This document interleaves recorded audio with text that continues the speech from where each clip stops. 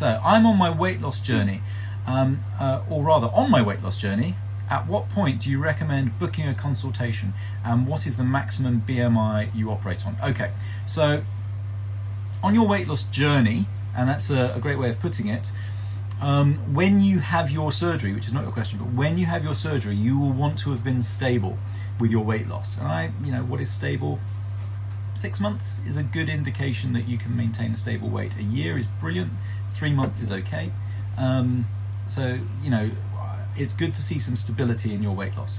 Now, that doesn't mean that you need to wait for that point before you meet us, because you'll be doing your research. You may not settle on the first surgeon, including me, that you meet with to have your surgery. So I think it's worth making inquiries. You're going to need more than one consultation before surgery. You'll need a minimum of 2, and you can have more. Certainly our practice is that if you need 2 or 5 or whatever it may be before surgery, you're very welcome to.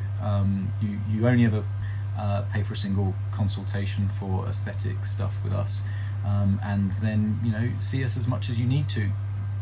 If you've had surgery with us before and you are thinking about something else, come along to us for a second opinion. You may as well.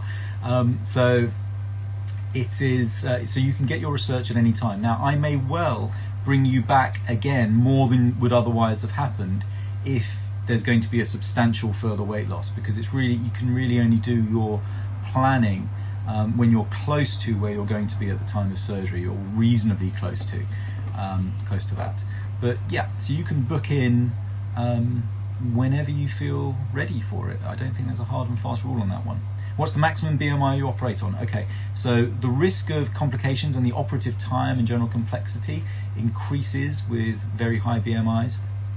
The normal range of BMI is 20 to 25. The normal healthy range, you're sort of in the overweight range, thereafter, and 27 upwards. I am very happy to operate with someone with a BMI below 30. I will operate with a bit more arm twisting with a BMI below 32. And the reason, and that's I think quite permissive, 32, because if someone's experienced massive weight loss, then some of that extra weight can't be shed by diet and exercise. It is in the skin and the fat associated with that skin, and you're not going to train that off. Actually, I'm going to tell you about someone I saw yesterday. This lady had experienced massive weight loss, massive weight loss. I think it was in the order of 10 stone, and she had something called a corset abdominoplasty, a tummy tuck, which involves a scar which is kind of shaped like an H on its side, and for me those give the absolute Rolls-Royce outcomes post massive weight loss. They're hard to beat, and I consider myself a hardened plastic surgeon. We see great results and it's lovely, but this is our job. We see great results all the time, hopefully, touch wood. And so when this lady came to clinic and took off her corset, I actually gasped. I'm not a gasper, like I say, hardened plastic surgery. I gasped. Oh my God, you look incredible. And it takes a lot to get me to that threshold.